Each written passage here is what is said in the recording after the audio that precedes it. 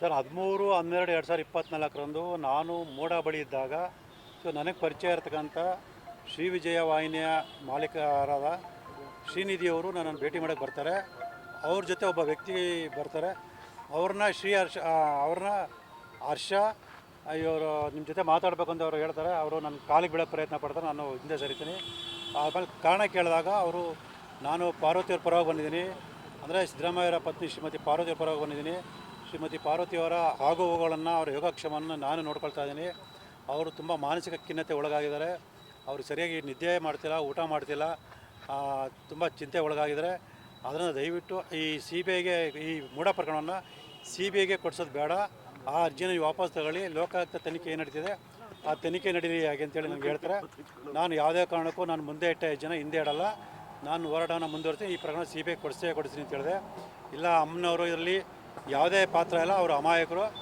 ದೇವರಾಜು, ಮಲ್ಲಿಕಾರ್ಜುನ ಸ್ವಾಮಿ ಮತ್ತು CT ರವಿ ಕುಮಾರ್ ಇವರು ಈ ರೀತಿಯೆಲ್ಲ ಮಾಡಿ ಮೋಸ ಮಾಡಿದ್ದಾರೆ ಅಂತೆಲ್ಲ ಅವ್ರು ಹೇಳಿದಾಗ, ಆ ರೀತಿ ಇದ್ದರೆ ಶ್ರೀಮತಿ ಪಾರ್ವತಿಯವ್ರ ಕಡೆಯಿಂದ ಏನು ಇವ್ರುಗಳ ಇದ್ದಾರೆ ಅವ್ರ ವಿರುದ್ಧ ದೂರು ಕೊಡಿಸಿ ಪೊಲೀಸರ ತನಿಖೆ ನಡೆಸಿ ಯಾರು ತಪ್ಪಿಸ್ತಾರೆ ಅವ್ರು ಕ್ರಮ ತಗೊಳ್ತಾರೆ ಅಂತೇಳಿ ನಾನು ಹೇಳ್ತೀನಿ. ಅಂದರೆ ನಾನು ಯಾವುದೇ ರೀತಿ ಆಮಿಷಕ್ಕಾಗಲಿ ಅಥವಾ ಒತ್ತಡಕ್ಕಾಗಲಿ ಒಳಗಾಗಲ್ಲ. ಕಾನೂನು ಪ್ರಕಾರ ನಾನು ಹೋರಾಟ ಮಾಡ್ತೀನಿ. ಅದೇ ರೀತಿ ಅವರು ಕೂಡ ಕಾನೂನು ಪ್ರಕಾರ ಹೋರಾಟ ಮಾಡಲಿ ಅಂಥೇಳಿ ನಾನು ಅಲ್ಲಿಂದ ಹೊರಡ್ತೀನಿ. ಮತ್ತು ಶ್ರೀನಿಧಿಯವರಿಗೆ ಇನ್ನು ಮುಂದೆ ಈ ಥರ ವ್ಯಕ್ತಿಗಳು ಯಾರು ಕರ್ಕೊಂಬರ್ಬೇಡಿ ಅಂತ ಕೂಡ ನಾನು ಹೇಳೋಗ್ತೀನಿ. ಅದರ ಮಾರನೇ ದಿವಸ ಅಂದರೆ 14ನೇ ತಾರೀಕು ನನ್ನ ವಿರುದ್ಧ ಕೃಷ್ಣರಾಜ ಪೊಲೀಸ್ ಠಾಣೆಯಲ್ಲಿ ಒಂದು ಸುಳ್ಳು ಪ್ರಕರಣ ದಾಖಲಾಗುತ್ತೆ.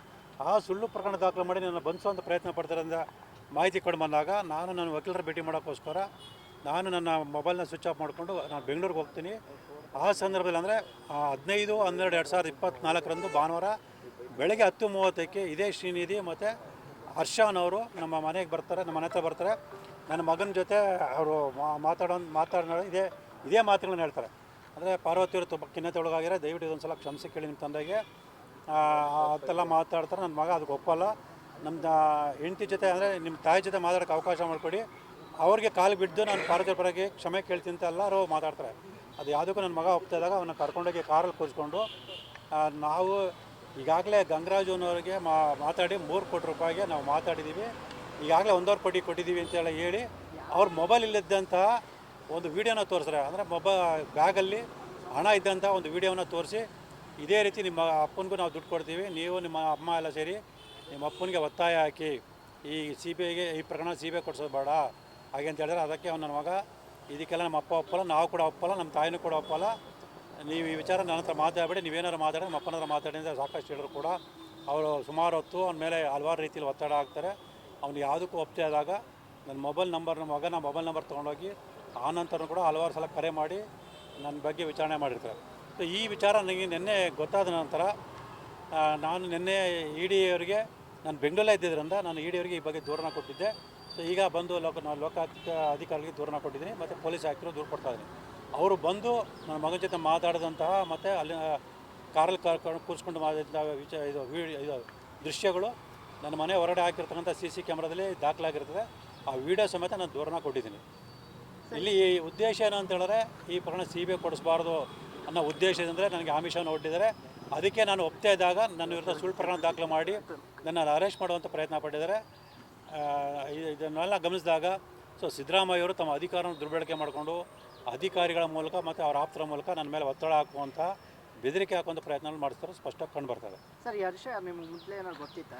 ಇಲ್ಲ ಸರ್, ಖಂಡಿತವಾಗಿ ನನಗೆ ಗೊತ್ತಿರಲಿಲ್ಲ. ಅವರು 13ನೇ ತಾರೀಕು ಶ್ರೀನಿಧಿ ಜೊತೆ ಬಂದಾಗಲಷ್ಟೇ ನನಗೆ ಪರಿಚಯ ಆಗಿದ್ದು.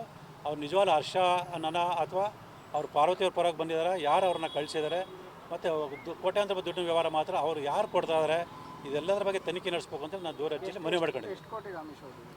ಸರ್, ನನಗೆ ಅಷ್ಟು ಅಂತ ಏನು ಹೇಳಿದ್ರೆ, ನೀವು ಎಷ್ಟು ಹೇಳಿದ್ರೆ ಅಷ್ಟು ಹೇಳಿ ಮಾತಾಡಿ ನಾನು ಮಾತಾಡ್ತೀನಿ ಅಂತ ಹೇಳೋರು. ನಾವು ಯಾವುದೇ ಇದಕ್ಕೂ ನಾವು ಒಪ್ಪಲಿಲ್ಲ. ನನ್ನ ಮಗನೂ ಕೂಡ ಒಪ್ಪಿಲ್ಲ. ನಾವು ಏನಾದರೂ ಮುಂದೆ ಕಾನೂನು ಪ್ರಕಾರ ಹೋರಾಟ ಮಾಡ್ತೀನಿ ಅವ್ರಿಗೆ ಸ್ಪಷ್ಟವಾಗಿ ಹೇಳಿ ಕಳಿಸಿದ್ವಿ.